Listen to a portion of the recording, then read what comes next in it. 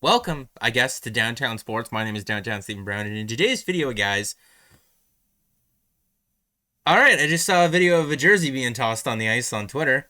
I asked the people of Twitter to ask me some questions as I'm recording this video, so we'll see how that goes. And this is one of those games that leaves you feeling irrationally upset because of the way that it unfolded. And maybe that's something to remember for myself as I'm recording this video, for you watching this, and as you're leaving your comments down in the comments section, because every single time the Leafs did something good in this game, something was immediately done within about 30 seconds to a minute later to just completely undo it. And I know what I said in my previous video, and I still stand by what I said in supporting this decision, because this was the Sharks' third game in 4 days, and the Leafs are playing a very depleted Pittsburgh Penguins team tomorrow without Crosby, Malkin, Rust, Jeff Carter as well. And it's an opportunity to give Michael Hutchison maybe a layup, right? Maybe a little bit of an easier matchup instead of playing him on the second half of back-to-backs all the time, which is what they did in the beginning of the 1920 season. And some people may scoff at that and say, but he's your third goalie, right? He's your emergency goalie. Who really cares? Well, they're one Jack Campbell tweak away from Michael Hutchison being just about it at this point. So I think it was important to give him a game, but my God. My God. They gave him a game, but he definitely did not give them one. So I guess that probably leads us to this question then. Is there a different option over Hutchison in the system? The short answer is no, but maybe? The Maple Leafs signed Eric Kallgren out of the SHL last season, and he's the only goalie of record right now for the Toronto Marlies. He's 25 years old, and his numbers are what they are. I mean, it's really going to depend on what type of person you are. Eric Kallgren is the mystery box, but then again, Michael Hutchison is Michael Hutchison, and what he is well known. So if you like the mystery box factor, then I guess Eric Kallgren is an option.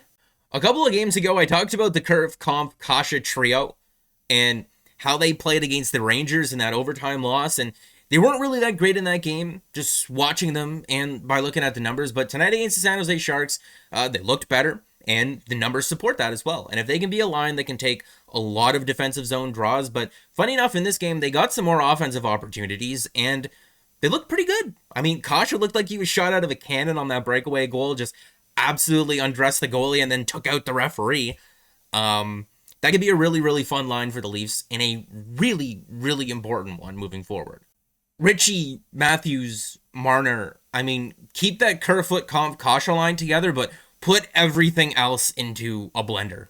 And whatever comes out would probably be better than what the Leafs had tonight. The next question up here from Whiskey Jack. Thoughts on Nick Ritchie? After Nick Ritchie took that offensive zone penalty, I tweeted out that if you're going to take one of those, you should be stapled to the bench. And he basically was right after that for the rest of the game. When it comes to Nick Ritchie, I'm not going to go back to what I said about him in the offseason before the Maple Leafs signed him. Instead, I want to go back to a couple of videos ago, because I had said that if he's not able to be a complementary piece in their top six, that it's not the end of the world.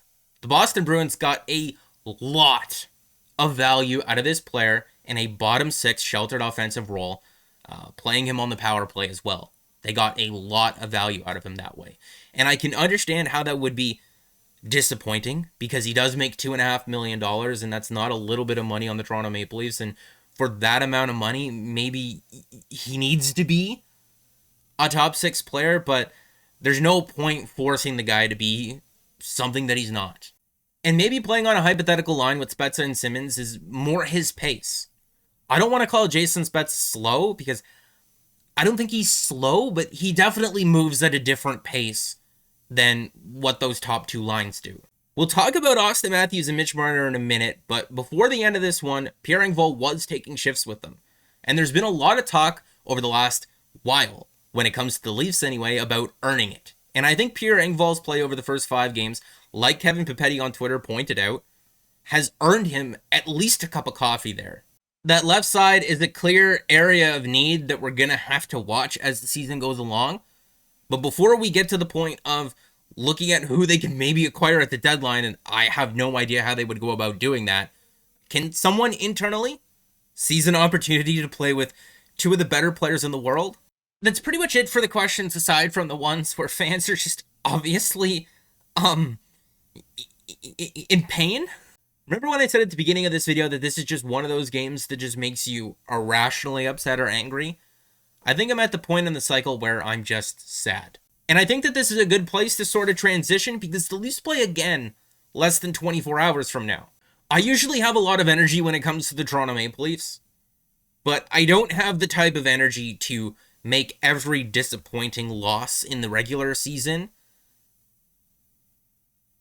be like they just lost that playoff series again. Which one? I don't know. Pick one of the playoff series that they've lost over the last 5 years. And I also don't think that anyone should. Right? That sounds whoa. All sorts of levels of toxic and not healthy. I know I said I would talk about Austin Matthews and Mitch Marner in this video, and I also don't think that John Tavares should be excused from that category just because the puck went in off his arm. I know that I titled the video a couple of days ago, Toronto Maple Leafs News, What's Wrong with Mitch Marner and John Tavares? But I hope that if you clicked on that video, because I'm well aware that they're generating a bunch of scoring chances and that it is early. That's what I showed in that video. I wasn't trying to be all doom and gloom and act like the sky is falling. Because on a night like tonight, where you can really feel the weight of the last 5 years in the tone and the mood of this fan base, I don't see the point in whipping out optimism when there's a game less than 24 hours from now that could drastically change the feeling of things. At least in the short term, anyway. If you sought out this type of channel, and you're still watching at this point in the video, it's more than likely because you have a great baseline knowledge of the Leafs and hockey as a whole. I think what we do here is great, but I'm also not going to pretend like it's not niche.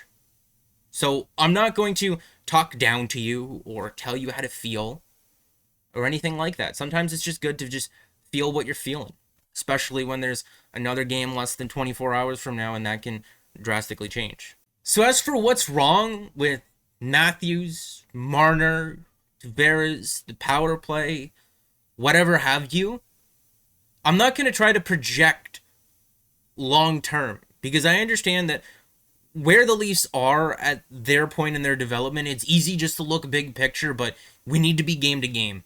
We need to be game to game. And I said this last year, we so desperately need to be game to game, because otherwise we're just not going to make it through the year. So if tonight sucks, tonight sucks.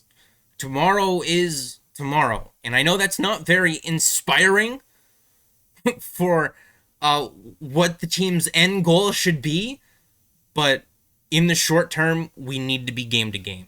You have to be.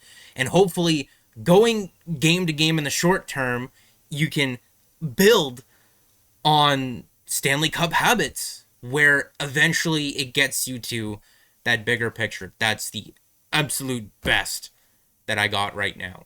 But before I get out of here, it should be noted that it was Kristen Shilton's last game as a beat reporter for the Toronto Maple Leafs with TSN. And she hasn't announced what she's doing next, but I'm sure whatever it is, it was by her choice, because she is one of the best reporters in the business. And I know that whenever I sat down to start doing one of these videos, I would always go to her Twitter account for the latest, most up-to-date information, whether that be from training camp, practice, just whatever was going on with the team. And the channel would not have been the same without her reporting and the due just that she does with every situation. So go over and let her know she did a great job, and she's going to do a great job wherever she goes next.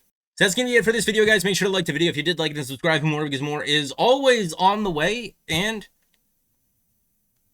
I'll see you on Sunday.